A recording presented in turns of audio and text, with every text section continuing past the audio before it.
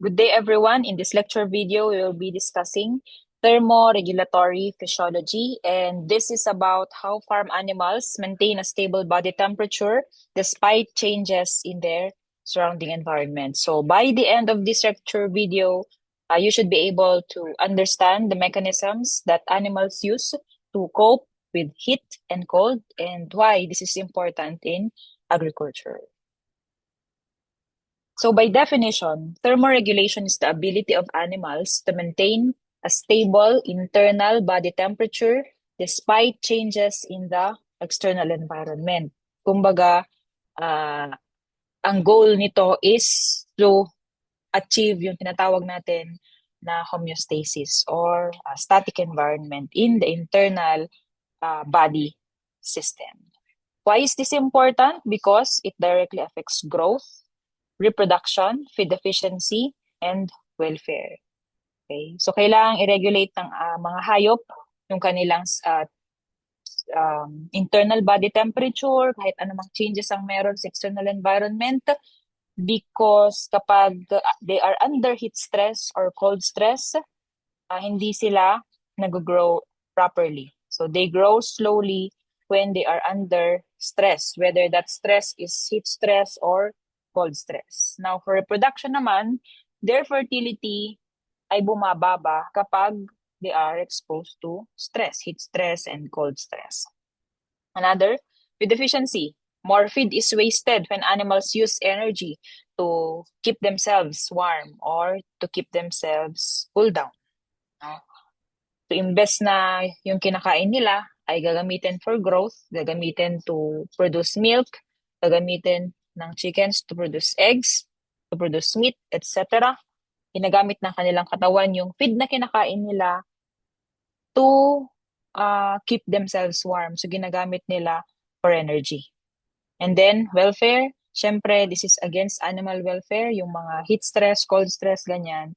Kapag nakaka-feel sila ng discomfort, yung mga hayop, that is against animal welfare, which also affects itong tatlong ito. So, very important ang thermoregulation. It is at the core of animal production. Now, animals can be classified based on their thermoregulation strategy. Okay, so we have two classifications, homeotherms and poikilotherms. Pag sinabi nating homeotherms, ito yung mga warm-blooded animals natin. Poikilotherms, those are your cold-blooded animals. And your warm-blooded animals, these are your farm animals. Yun yung ating mga pigs, goats, sheep, cattle, carabao, yung mga mammals, us, including humans. Then birds, your poultry species also. And sa poikilotherms, these are your fish, reptiles, such as snakes and lizards, and amphibians, like frogs. So another is yung homeotherms, they are called warm-blooded animals because they maintain a constant internal body temperature regardless of environmental changes. No? In contrast, yung poikilotherms natin, their body temperature changes with the environment. Ibig sabihin, they let the environment control their body heat. They are also, yung homeotherms natin, kaya yung energy requirement kasi kailangan nilang mag-maintain ng constant internal body temperature. So, nag-a-adjust sila sa temperature ng environment. No? They need more feed or energy to regulate temperature. While yung poikilotherms, they save energy. Low yung kanilang energy requirement because, again, they depend on their environment. Say, since they depend on their environment, they can only survive in places where temperatures are suitable. So, less adaptable sila. Yung mga homeotherms natin, because they can maintain a constant internal body temperature, they mas stable yung kanilang performance, stable din yung kanilang productivity, and can survive better in a wide range of environments. So kahit anumang environmental changes ang meron, nakaka-survive sila. However, they entail higher feed cost because they are to maintain constant internal body temperature and they are vulnerable to heat or cold stress. Yun yung difference ng homeotherms and poikilotherms. So, just a quick summary of this homeotherms. So, ibig sabihin, for farm animals, being homeothermic means more stable yung kanilang performance and more stable din yung survival nila in different climatic conditions. But when it comes to the feed requirements and energy requirements, mas mataas. Now, let's look at the normal rectal temperature ranges of the different domestic animals. So, included dito yung cats and dogs, although they are not farm animals. Now, we have to familiarize ourselves with these temperature ranges because they serve as guide. So, madedetermine natin kung mataas na masyado yung temperature or above the normal temperature na or below the normal temperature na yung nare-record natin sa farm animals. Now, I would like to emphasize that in poultry, such as chickens, they have the highest rectal temperature range among our farm animals, reaching up to even 43 degrees Celsius. This is because yung mga poultry species natin, mabilis ang kanilang metabolism.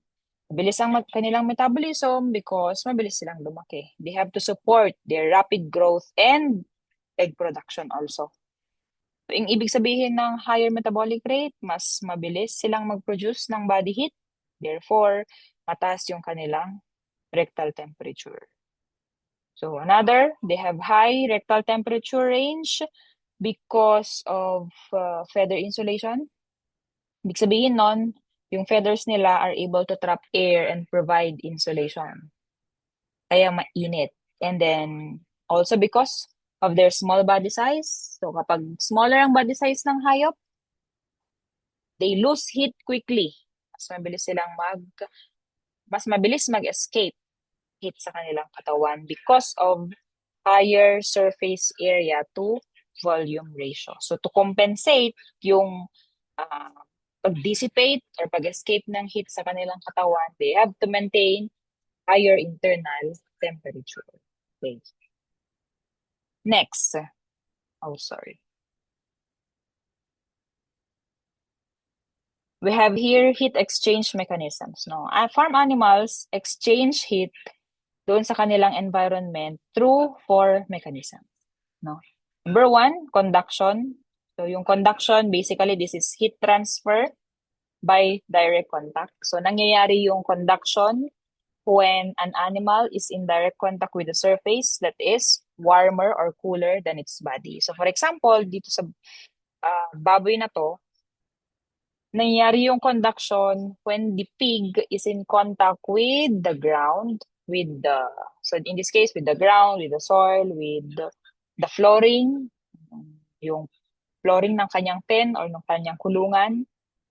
Yan. So that, or ng concrete flooring, slatted flooring, etc. So conduction yon. There is direct contact with an object. An object referring to the soil, to the ground, to the pen, to the flooring, etc. That's conduction.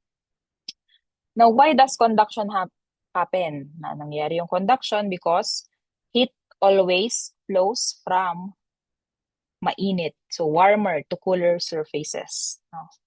So ginagamit ng animals yung conduction as a heat exchange mechanism to release yung kanilang excess body heat or pwede rin to absorb warmth from the environment.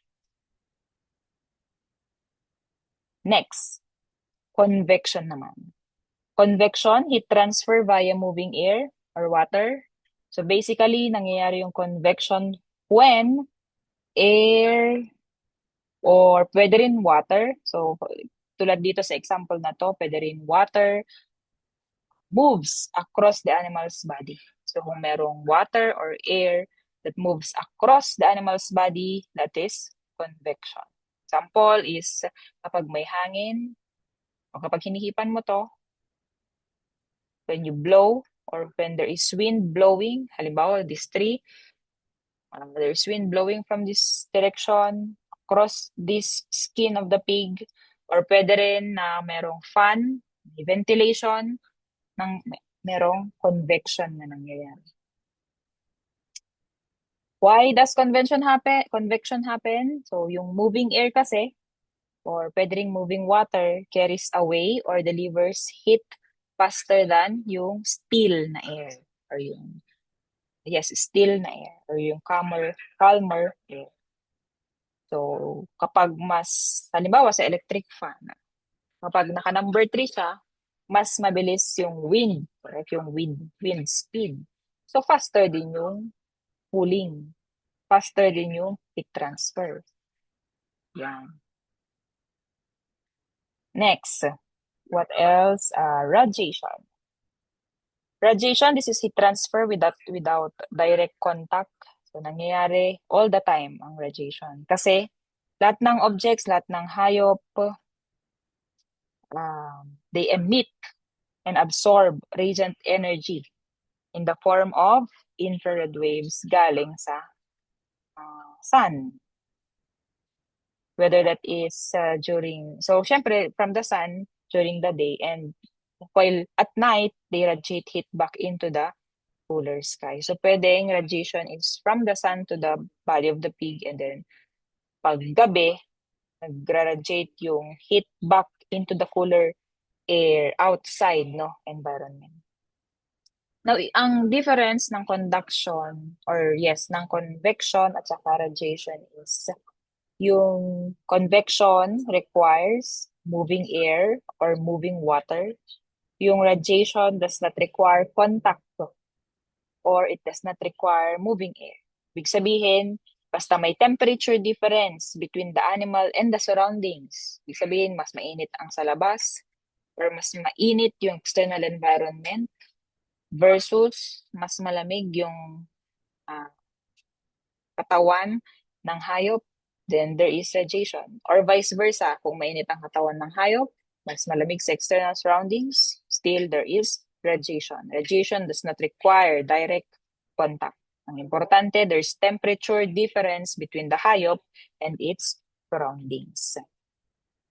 And then last heat exchange mechanism is evaporation. Evaporation is heat loss when liquid water turns into vapor. Nangyayari yung evaporation kapag yung water in the form of sweat or pwede ring respiratory moisture galing sa respiratory tract ng hayop, galing sa snout ng pig, turns into vapor. So, typical example is kapag pinapawisan yung hayop, pinapawisan yung horses, pinapawisan yung baboy, although hindi masyadong pinapawisan yung baboy, correct? So, it more on the snout ng baboy nangyayari yung evaporation. So, evaporation removes yung heat ng katawan ng hayop because it takes a lot of energy to convert liquid water to vapor. So, yung heat na yon galing sa animal body. So, nire-release ng katawan through sweating. Next, heat dissipation mechanisms naman. So, what happens when animals face heat stress? So, nung nangyayari kapag nainitan yung mga hayop. Ito yung mga physiological and behavioral adjustments of animals. Number 1, syempre, they do sweating. Pinagpapawisan sila. This is very typical or very common in horses and cattle. Panting, kapag hinihingal yung hayop, such as in poultry, goats, and sheep. Vasodilation of skin, blood vessels. Pag sinabing vasodilation or vasodilation, nangyayari is nag-expand yung blood vessels. Kumbaga, nagiging wider yung blood vessels para mas mabilis ma-release ang heat from the blood. And then behavioral responses, nakita mong naghahanap ng shade or masisilungan yung hayop. Or pwede rin nagwawallow, wallowing of pigs tulad nito. Pag sinabing wallowing of pigs, yung nagtatampisaw sila sa mud or pwede rin sa ulan. Or they reduce activity. Like, they just stand, sit, hindi sila aggressive. Yan. Yan yung mga typical examples ng heat dissipation mechanisms. For the heat conservation mechanisms, ito naman yung ginagawa or behavior or activities ng hayop in response to cold stress. Yung heat dissipation is kapag they are under heat stress, yung heat conservation mechanisms if they are under cold stress. So nagko-conserve ng heat or energy yung hayop through these processes. So number one is piloerection. Pilo referring to hair. So yung hair stands up during cold. So anong nangyayari? Parang ganito. So goosebumps, in other words. So yung mas common na term for piloerection is when the animal or even as humans ay nagugusbumps. So tumatayo yung hair. Bakit tumatayo yung hair? This is to trap air as a form of insulation. Next is vasoconstriction. Vasoconstriction is the opposite of vasodilation. Kanina sa heat dissipation mechanism, yung vasodilation is nag-expand, lumalawak yung blood vessels. But this time, vasoconstriction is nag-shrink yung blood vessels para maiwasan yung heat loss. Kasi kailangan mag-conserve ng heat yung hayop. Next, shivering. Ito yung nangyayari kapag giniginaw yung hayop. Shivering. Ibig sabihin, there are muscle contractions. Nangyari yung muscle contractions to generate heat. And then, behavioral responses ng hayop, pwedeng they huddle together. So, pag sinabing they huddle together, they come together in close contact. Yan. And then, seeking shelter. And then, pwede rin, they seek nest boxes, seek bedding. So, they look for warmer environments. Next, we have here thermoregulation strategies of farm animals. No? So just a quick summary of this. I will not read this one by one. So yung ating cattle, they are moderate sweaters. So moderate lang yung kanilang pagpapawis. And they have good insulation during taglamig. Water buffalo, they are poor sweaters. Ibig sabihin, hindi sila efficient hindi sila magaling magpawis. Ibig sabihin, they are not good in terms of allowing heat to escape their body. Kaya ang ginagawa nila is they rely on wallowing in water or mud. So nagtatampisaw sila sa ilog, sa mud para magpalamig. Swine or pigs, wala silang sweat glands or there are few. Kung meron man, there are only few sweat glands. So ang ginagawa nila, since they are poor sweaters, nagwawalaw din sila sa mud or water. Sheep naman, yung kanilang wool, di ba meron silang wool? Yung wool provides excellent insulation both in heat and in cold. Goats, they are more heat tolerant than our sheep and they adapt by browsing in windy areas. The reason why, if you notice, yung ating mga goats, prefer nila yung mga matataas na lugar to browse or to feed on grasses is because gusto nila yung breeze or simoy ng hangin sa mga matataas na lugar or higher altitudes. Next, horses. Horses, they are excellent sweaters. They are very effective when it comes to sweating or pagpapawis. Also, panting at high temperatures. And then, what else? Shade seekers din sila. And then lastly, poultry, wala silang sweat glands. That's why kapag they are under heat stress, hinihingal sila. They also will lift their wings. Kumbaga, parang pinapaypayan nila yung kanilang sarili. And their feather spreading, whether in dust bathing. Very heat sensitive ang ating mga poultry. That's why we experience high mortality during heat stress or kapag summer. Next, we have here a diagram showing you, or a graph showing you the thermal comfort zones of animals. So when we say thermal comfort zone, yan yung thermoneutral zone. Basically, yun yung comfort zone ng hayop. So by definition, thermoneutral zone is the range of temperatures where animals use minimal energy to maintain body temperature. Dito, pinaka-komportable yung hayop. So before we discuss this in detail, let's look at the y-axis. Ito yung metabolic rate ng hayop. Ibig sabihin ng metabolic rate, how much energy the animal is using for heat production or heat loss. Gaano kadaming energy. Yun namang basal, yun namang x-axis, that's your ambient temperature. So at ano yung metabolic rate ng hayop at specific temperatures. So yun siya. And then we have here a green dotted broken line. This is the basal metabolic rate of the animal. When we say basal metabolic rate, ano yung minimum energy required ng hayop for survival. So if you're to look at this, ito yung comfort zone ng hayop. Ito yung temperature, range ng temperature kung saan pinaka-komportable yung hayop. Below, so to the left, kapag to the left ang direction, ibig sabihin lower than the value here. So, ibig sabihin colder ang temperature dito. So if colder yung temperature dito, cold stress. And as the temperature drops below the lower critical temperature, titignan mo yung metabolic rate ng hayop mag-i-increase. Mag-i-increase yung metabolic rate ng hayop to stay warm. That means mag-shiver, giniginaw siya, magko-contract yung kanyang muscles leading to shivering, mas marami yung kanyang kakainin to increase metabolic rate. And it increases also activity. Yan. Ngayon, if the animal cannot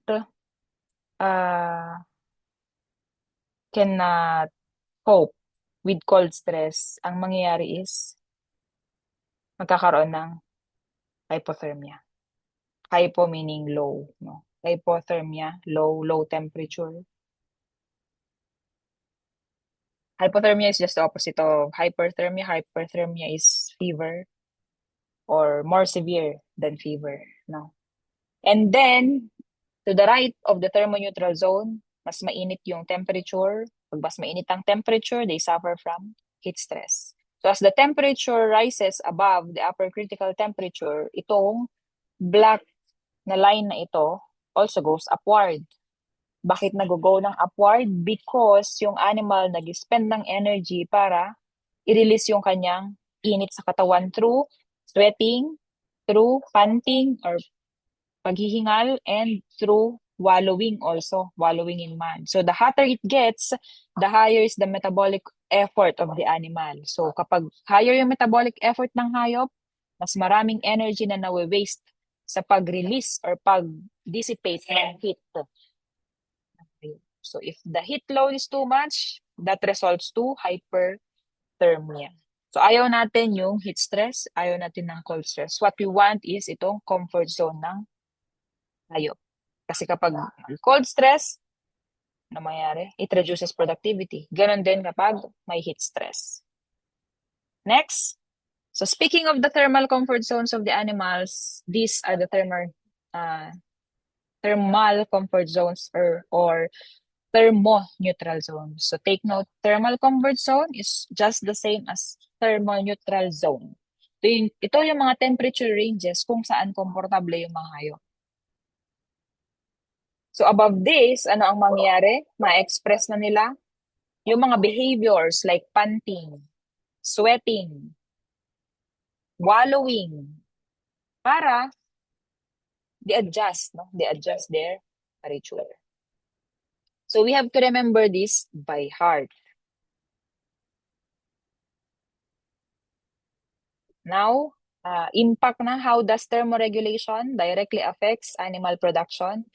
So just to reiterate, when animals experience heat stress, they reduce feed intake, which consequently lowers their growth, milk yield, and even fertility. And then, cold stress naman, when they are in cold stress, yung mga animals natin, mas madami yung kanilang kakainin, but yung higher feed intake nila ay gagamitin nila to generate body heat.